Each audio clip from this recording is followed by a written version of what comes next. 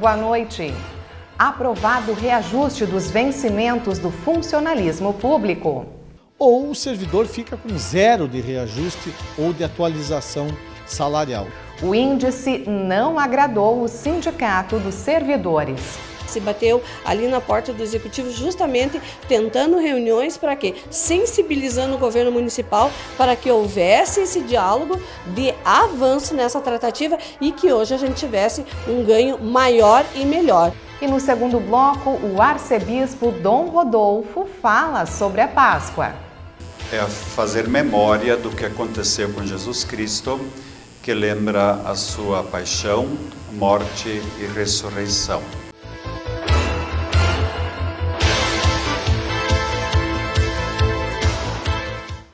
Foram aprovados na segunda sessão plenária da semana os projetos de lei que tratavam do reajuste nos vencimentos do funcionalismo público.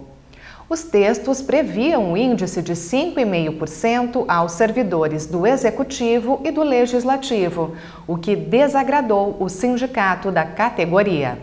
A votação de hoje é um compromisso que a Câmara Municipal de Vereadores tem com a responsabilidade de um ano eleitoral, de uma legislação. Nós temos leis e temos resoluções do Supremo Tribunal Eleitoral, no que refere-se ao reajuste, à reposição salarial e inclusive da inflação quanto aos servidores. Nós temos um prazo, esse prazo está esgotando. Ou nós votamos, sim ou não, ou o servidor fica com zero de reajuste ou de atualização salarial. Então, deixei claro que esta prerrogativa de índice é do Executivo Municipal, mas cabe ao Legislativo, sim, tramitar. Evidente que se nós tivéssemos mais tempo, ou se nós não estivéssemos num ano eleitoral, a nossa atitude seria diferente. Poderíamos debater mais, poderíamos conversar mais, mas hoje a nossa responsabilidade foi colocar em votação e garantir aquilo que estava preconizado no projeto de lei do Executivo, mesmo sabendo que o nosso servidor merece, precisa muito mais do que aquilo para compensar as perdas salariais que tiveram ao longo dos últimos anos. Salientar, né, nesses 4 anos aí, é a 4ª vez que temos esse projeto, onde todos foi coberto a reposição inflacionária e teve algum ganho de salário para os mesmos.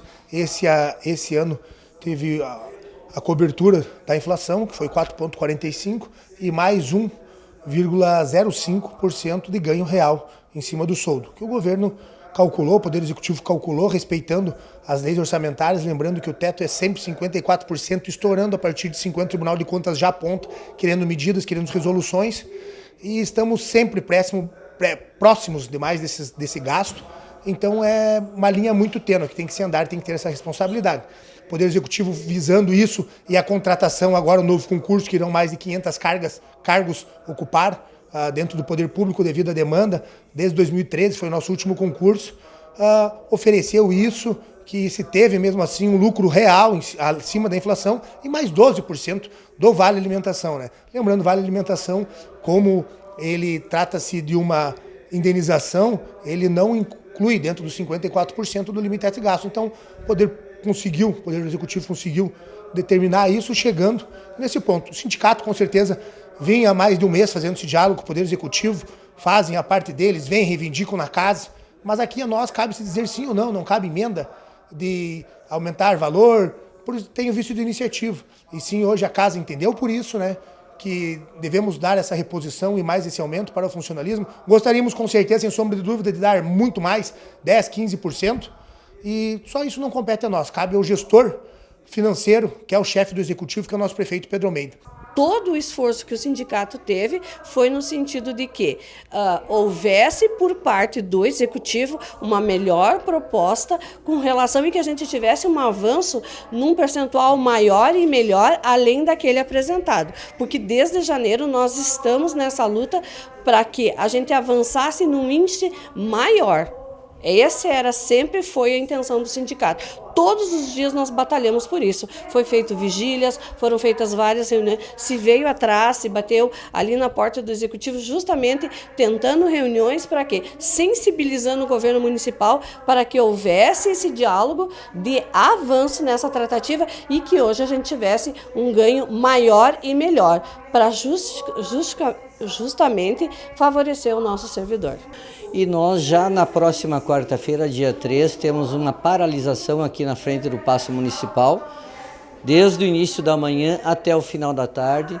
Queremos demonstrar ao Poder Executivo que, por mais que tenha parecido que tenha havido diálogo, mas nós, servidores, entendemos que não, pois, como disse a presidente, desde janeiro nós encaminhamos o ofício com a nossa solicitação e houveram poucas reuniões e o diálogo não foi tão transparente como nós gostaríamos e nem o percentual atingiu o que nós entendíamos que seria necessário para os servidores, tendo em vista que por mais que a inflação esteja em 4,5%, sabemos que a realidade não é essa no supermercado, na farmácia, na fruteira, então por isso o nosso sentimento de frustração neste momento. Cabe nós escutarmos, né? Sempre estaremos abertos para o diálogo, né?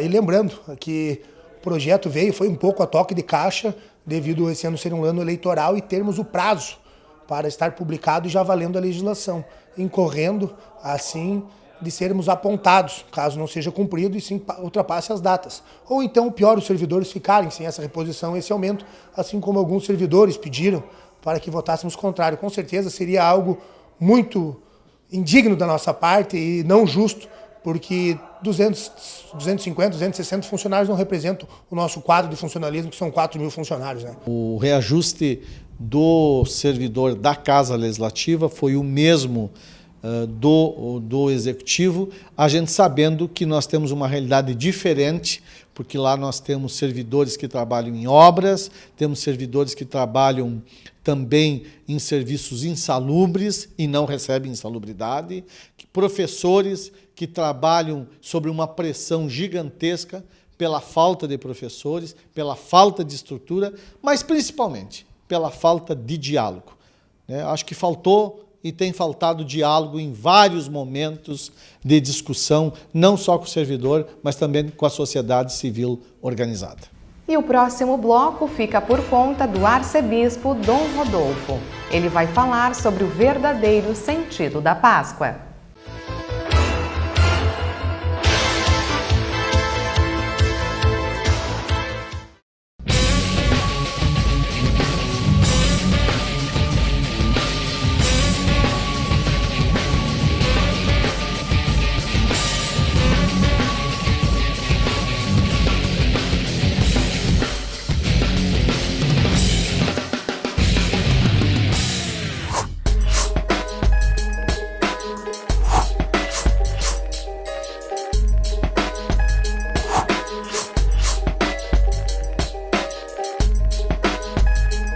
Os direitos aumentaram muito, as pessoas estão se esclarecendo mais. Senhores consumidores, vocês têm 90 dias para reclamar de qualquer eletrodoméstico que vocês comprar. 90 dias você tem para ir lá e reclamar.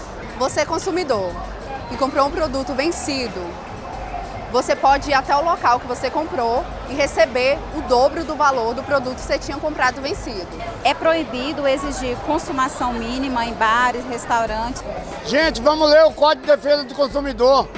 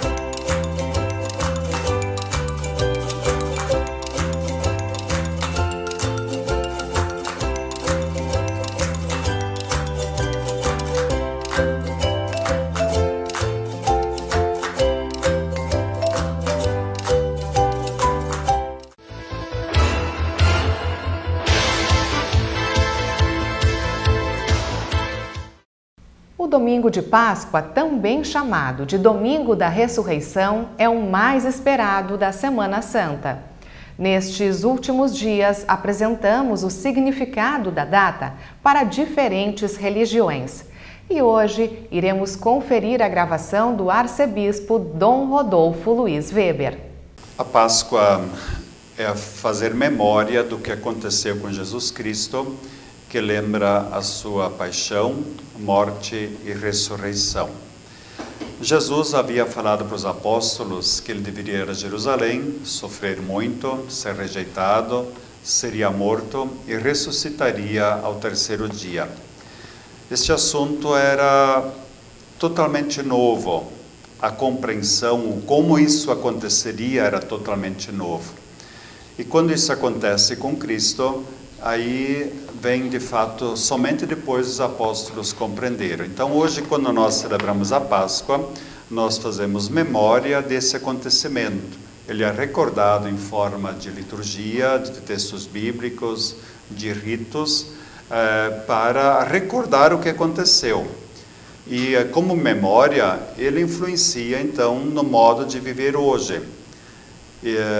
Repercute na fé do cristão no dia de hoje. Então, se fosse apenas uma aula de história, mataria a curiosidade. Mas como é um fato que mexe com a vida da pessoa, e porque este é o nosso caminho, depois Jesus ainda acrescenta, como todos nós humanos um dia também morreremos, Cristo fala que a nossa vida eterna está vinculada à sua ressurreição. A Sexta-feira Santa, ela faz memória relatando textos bíblicos referentes ao sofrimento e à morte de Cristo. Sexta-feira Santa é um dia que a Igreja Católica não reza a missa, de propósito, exatamente para fazer uma memória, como uma situação, podemos dizer assim, até de luto, porque a missa é uma memória da ressurreição. Então, na Sexta-feira Santa se faz uma celebração da paixão, morte e ressurreição do Senhor. E esta celebração tem algumas etapas. Primeiro, essencialmente, são leituras bíblicas, recordando desde o Antigo Testamento, depois a leitura da paixão e morte, conforme especialmente o Evangelho de São João. A seguir, tem um momento chamado de oração universal, onde se reza pelo mundo inteiro e as mais diferentes situações. São longas preces que não se olha só para si, se olha para a humanidade inteira. Um outro gesto que é feito é a reverência ou adoração da Santa Cruz. A cruz, no tempo de Cristo, era uma forma de executar, uma forma mais sofrida de executar alguém. E era uma morte exemplar para causar medo em quem pudesse chegar à cruz. Mas o poder de Deus conseguiu transformar esse pior instrumento de morte em símbolo de salvação. Então a cruz tem sentido hoje, porque Jesus mudou o sentido dela, fez do lugar de morte um lugar de vitória, porque complementa a sua missão. Então esse é um gesto, depois se faz uma adoração conforme o gosto da pessoa, tocar, beijar a cruz e assim por diante. E a quarta parte é o momento da comunhão. Mas também nesse dia, muito frequente, tem as procissões chamadas do Senhor Morto. Então é como que nós, tem um ente querido que morre, nós estamos sofridos e fazemos a procissão até o túmulo. Então tem essa procissão, tem um pouco essa imagem humana. A pessoa morreu, não fica pendurada na cruz, mas ela é enterrada. Apesar que é importante saber, no tempo de Cristo, a maioria dos condenados à cruz, eles ficavam lá na cruz até que caísse o corpo, comido pelos abutres ou de apodrecido. Então depois se juntavam os ossos, mas não se tirava o morto da cruz. Por isso tem aquela situação interessante onde José de Arimateia pede para tirar o corpo e Pilatos concede, Então isso é algo novo, no contexto que está ali. Então é um conjunto onde o fiel é convidado não como um espectador que olha um espetáculo, um cinema, mas ele participa da paixão de Cristo. Vai como discípulo que chora com o mestre a dor, mas que caminha na esperança. E aí fica a grande dúvida, como os evangelhos bem relatam. Agora tudo acabou.